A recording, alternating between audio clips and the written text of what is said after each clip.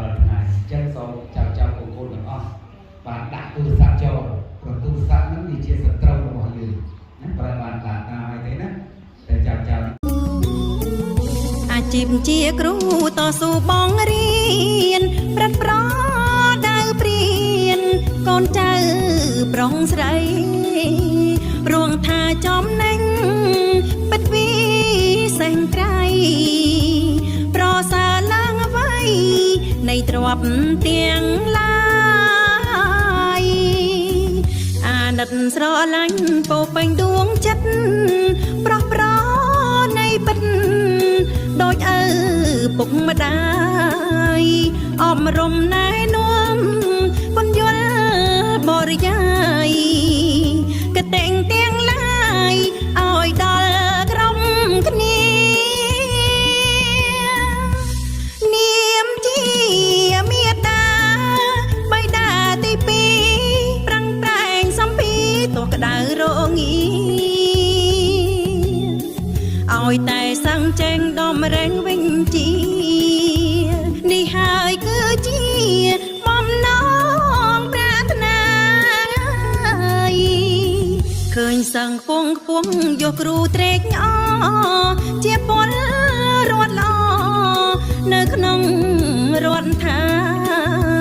ដឹងទុកធូររាំងចេះយកអាសាដឹងគុណទេវតាសពសា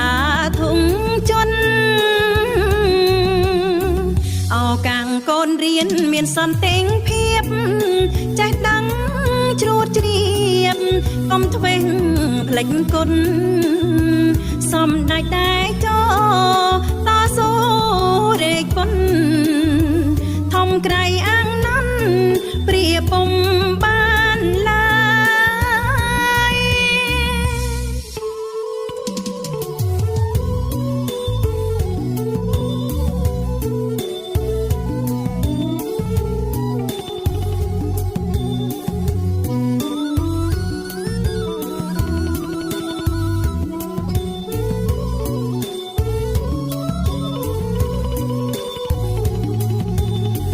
ឃើញសឹងខ្ពងខ្ពស់យកគ្រូត្រេកអ